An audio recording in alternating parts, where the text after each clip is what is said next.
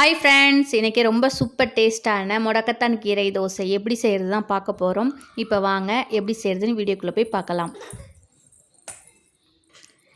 முடக்கத்தான் கீரை தோசை செய்கிறதுக்கு இன்றைக்கி நான் காட்டியிருக்கிற இந்த கால்படின்னு சொல்லுவாங்க எங்கள் ஊர் சைடில். இதால் வந்து 1.5 காப்படி வந்து அரிசி, நார்மலாக இட்லிக்கெலாம் ஊற வைப்போம்ல, அந்த அரிசி தான் நான் இன்றைக்கி எடுத்திருக்கேன். அது கூடவே வந்து கொஞ்சம் சாஃப்ட் கொடுக்கறதுக்காக வேண்டி ரேஷனில் கொடுத்த பருப்பு, சும்மா நம்ம அந்த கையால் வந்து ஒரு பிடிச்ச பிடிக்கிறோம்ல, அந்த அளவுக்கு மட்டும் சேர்த்து ரெண்டையும் வந்து ஒரு 2-3 டைம் நல்லா அலசிட்டு ஊற வச்சிடலாம். தோசை வந்து ரொம்ப மாவெல்லாம் புளிக்கக்கூடாது, அரிசியும் புளிக்கக்கூடாது. அதனால் ஜஸ்ட்டு ஒரு 2 மணி நேரம் அந்த அரிசி ஊறினா மட்டும் போதும். இப்போ பார்த்திங்கன்னா அது கூட வந்து நம்ம காரத்துக்கு ஏற்ற மாதிரி மிளகாய் சேர்த்துருக்கேன்.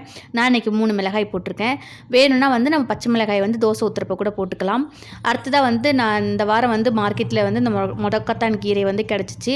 அப்பப்போ எப்பயாச்சும் 2 வாரத்துக்கு ஒரு டைம் வாங்கி செஞ்சால் ரொம்பவே உடம்புக்கெலாம் நல்லது. மூட்டு வலி, கை கால் வலி இருக்கிறவங்களுக்குலாம் வந்து ரொம்ப நல்லது. அந்த எலும்போடைய ஜாயின்ட்லாம் அந்த கீரையில் இருக்கிற வளவளப்பு தன்மை வந்து நல்லதுன்னு சொல்லுவாங்க. உங்கள் வீட்டில் வயசானவங்களாம் இருந்தாங்கன்னா அடிக்கடி வந்து வாங்கி செஞ்சு கொடுங்க. இதை வந்து நிறைய ரெசிபி செய்யலாம். அதை பற்றிலாம் வந்து நெக்ஸ்ட்டு வீடியோவில் நான் போடுறேன். இப்போ ஃபஸ்ட்டு வந்து அரிசியை மட்டும் வந்து நல்லா வந்து நைஸாக, ரொம்ப நைஸாக வரைக்காமல், ரொம்ப கொரப்பாக வரைக்காமல், அந்த மீடியம் ஸ்டேஜில், அதாவது ரவை பதத்துக்கு முன்னாடி அந்த மாதிரி வந்து அரைச்சி எடுத்துக்கலாம். ரொம்பவும் தண்ணி ஊற்றக்கூடாது, இட்லி மாவு மாதிரி. ஏன்னா இப்போ அடுத்ததாக வந்து கீரை அரைக்கிறப்பையும் வந்து தண்ணி ஊற்றி அரைப்போம். அதனால் கொஞ்சம் கெட்டியாகவே முடிஞ்ச அளவுக்கு அரைச்சிக்கோங்க. அடுத்து இப்போ கீரையை மட்டும் தனியாக போட்டு கொஞ்சம் கீரை அரைகிறதுக்கு ஏற்ற அளவுக்கு தண்ணி ஊற்றி நல்லா வந்து மசிய அரைச்சிக்கோங்க. அப்போ தான் வந்து குழந்தைங்கள்லாம் வந்து வீட்டில் பொறுக்கி வைக்காமல் இருப்பாங்க.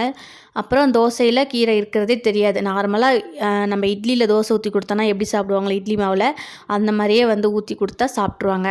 இப்போ வந்து அரிசி, அந்த கீரை அரைச்சது ரெண்டுமே வந்து ஒன்றா மிக்ஸ் பண்ணிக்கலாம்.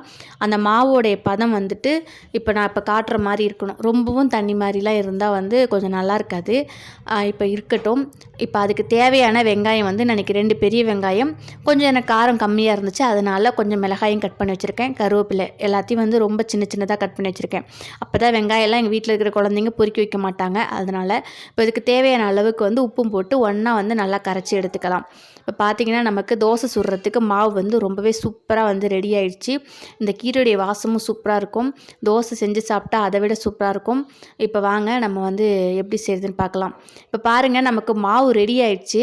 இந்த மாவெல்லாம் வந்து புளிக்க வைக்கக்கூடாது, நம்ம ரெடி பண்ணி உடனே வந்து சுட்டுறணும். இப்போ தோசைக்கல் சூடாகிக்கிட்டு இருக்குது. எப்படி சுடுறதுன்னு பார்க்கலாம். தோசைக்கல் நல்லா சூடு ஆனதுக்கு அப்புறம் சிம்மில் வச்சுருங்க.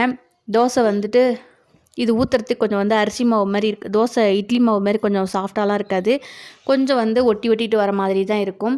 முடிஞ்ச அளவுக்கு வந்து ரொம்ப மெலிசாக ஊற்றாமல் கொஞ்சம் வந்து மெத்தமாகவே வந்து ஊற்றி எடுத்துக்கோங்க. ஊற்றினதுக்கப்புறம் மேலால் வந்து கொஞ்சம் எக்ஸஸாகவே வந்து எண்ணெய் ஊற்றிக்கோங்க. இன்றைக்கி நான் நல்லெண்ணெய் மேலால் வந்து ஊற்றிருக்கேன். சிம்மிலேருந்து மீடியம் ஃப்ளேம் லைட்டாக மாற்றிக்கோங்க. ரொம்ப ஸ்பீடாக வச்சிட்டோம் அப்படின்னா தோசை வந்து கருகிடும். ஆனால் உள்ளே வந்து கீரைலாம் கலந்துருக்கோம்ல, அந்த வளவளப்பு தன்மை போகாது. அதனால் முடிஞ்ச அளவுக்கு மீடியம் ஃப்ளேம்லேயே ஸ்லோ குக்கிங் பண்ணிவிட்டு நல்லா வந்து அந்த பச்சை நிறம் மாறி, இப்போ வீடியோவில் பார்த்த மாதிரி மாறும், அந்த ஸ்டேஜில் அழுங்காமல் பெரட்டி விட்டுடலாம். ஆப்போசிட் சைடும் வந்து ஒரு 2 நிமிஷம் 3 நிமிஷம் வெந்ததுக்கப்புறம் நமக்கு ரொம்ப சூப்பர் டேஸ்ட்டான கீரை தோசை வந்து ரெடி ஆகிடுச்சு. கண்டிப்பாக வந்து வீட்டில் ட்ரை பண்ணி பாருங்கள். டேஸ்ட்டும் ரொம்ப அட்டகாசமாக வந்துச்சு. இது வந்துட்டு எல்லாருக்குமே ரொம்ப நல்லது. சாப்பிட்றதுக்கு வந்துட்டு ரொம்ப சூப்பராக இருக்கும். உங்களுக்கு மொறுமொறுப்பு வேணும்னா கடைசியாக இறக்க போகிற டைமில் 2 சைடும் 1 நிமிஷம் நல்லா ஹை குக் பண்ணிவிட்டு அப்புறமா எடுத்தீங்க அப்படின்னா மொறுமொறுன்னு மேலேயும் உள்ள சாஃப்டாகவும் இருக்கும். Bye friends.